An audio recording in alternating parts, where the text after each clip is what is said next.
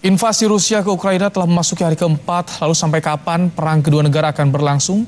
Kami akan membahasnya bersama pengamat hubungan internasional dari Universitas Indonesia, Suzy Sudarman. Selamat petang, Bu Susi, apa kabar? Selamat petang, Ibrahim. Baik, saya. Bu Susi, memasuki hari keempat, ini invasi Rusia ke Ukraina terjadi, belum ada tanda-tanda akan meredah hingga saat ini. Apa yang Anda cermati dari peristiwa yang saat ini terjadi di sana, Bu Susi? Ya, beberapa negara kan mengusahakan itu di Dewan Keamanan, sudah di veto, lalu mungkin mengadakan diplomasi lainnya, dan Indonesia sudah menyatakan pandangannya tentang hal ini. Saya kira kita akan berangkat melalui gerakan anti peperangan, demo-demo di mana-mana, juga upaya melalui badan internasional, organisasi internasional. Ada upaya di Dewan Keamanan, kecaman juga muncul di sejumlah negara tentunya yang tidak menginginkan adanya perang, memprioritaskan perdamaian. Apakah ini cukup atau ada langkah lain yang harus dilakukan agar invasi ini, perang ini segera dihentikan, Bu Susi?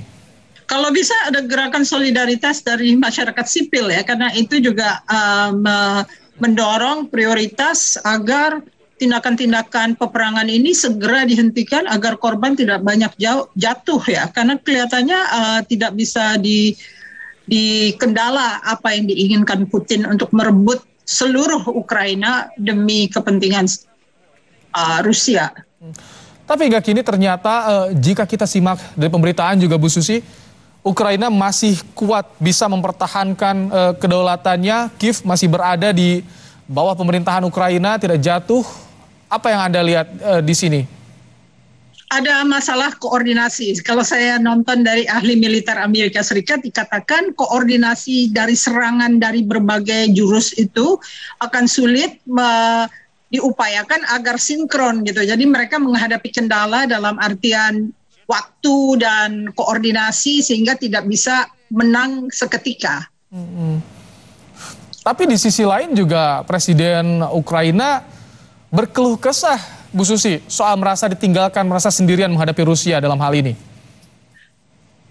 Ya jelas dia kan bukan anggota NATO, jadi urusan NATO tidak bisa masuk ke mempertahankan Ukraine.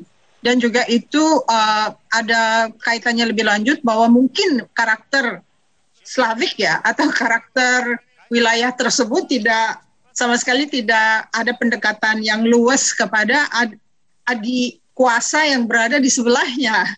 Kalau kita bersebelahan dengan Cina juga mungkin taktiknya akan berbeda ya, seperti Myanmar gitu ya, atau Kamboja. Tapi kita kan ada lautan di antara kita dan Cina, jadi kita lebih fleksibel. Kalau Ukraine kan berbatasan darat ya, jadi kalau misalnya tidak bisa pandai melakukan soft diplomasi, tentunya akan berakibat buruk karena senjata-senjata NATO sudah ada di Luhansk dan Donetsk ya. Itu makanya Rusia merasa harus merebut wilayah tersebut. Kalau tidak, ancaman eksistensial dia terwujud gitu. Dengan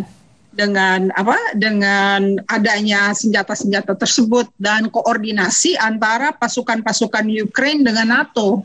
Nah, itu dia. Kalau Ukraina sudah dibantu dengan persenjataan, Bu Susi, tapi tidak diturunkan bantuan armada militernya, anggota militernya. Apakah ini cukup bantuan dari Amerika dan juga negara-negara barat soal persenjataan ke Ukraina? Atau perlu juga dengan personil militer ya? Artinya perang dunia kan? Artinya perang dunia tentunya semua orang akan menghindarkan itu karena korbannya akan jauh lebih banyak. Jangan sampai artinya ya seperti itu ya? Iya, akan meluncur kepada eskalasi.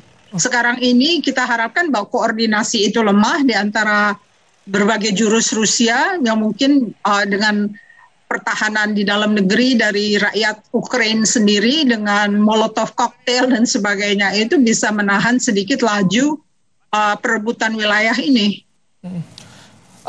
Bu Susi, pendekatan seperti apa yang harus dilakukan oleh negara-negara kepada Rusia, kepada Putin, agar bisa segera menghentikan invasinya ke Ukraina? Karena itu tadi yang Anda sampaikan, kita menghindari adanya perang dunia. Ya, masalahnya hubungan antar negara dalam system of states itu tidak berdasarkan cinta kasih ya. Hubungan antar negara itu berdasarkan keunggulan kekuatan, yaitu distribution of power. Lalu semua negara harus berandalkan pada self-help, atau dia menolong dirinya sendiri.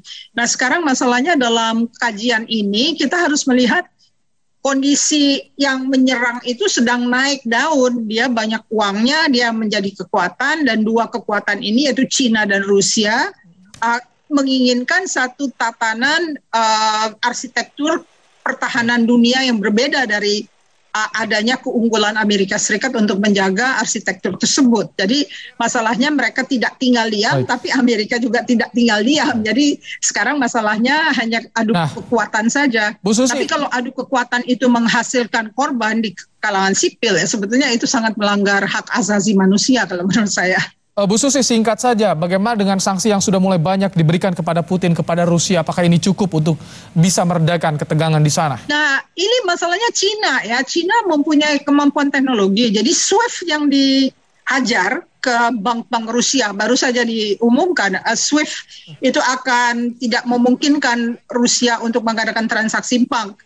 Cina mempunyai alat lain yang bisa menggantikan SWIFT tersebut. Jadi kalau mereka bersekongkol, tentunya alat-alat yang digunakan itu bisa memelipirkan mereka mencari jalan keluar daripada sanksi yang diberikan. Memang sanksi itu selalu menimbulkan permasalahan karena ada black market, ada upaya-upaya penyelundupan, ada teknologi dan sebagainya. Bu Susi, terima kasih sudah memberikan pandangannya dalam program Kompas Petang. Tentu kita semua berharap, seluruh dunia berharap invasi perang ini segera berakhir, perdamaian kembali muncul di sana. Terima kasih Bu Susi untuk waktunya di Kompas Petang. Ya, saya terima kasih juga, Ibrahim.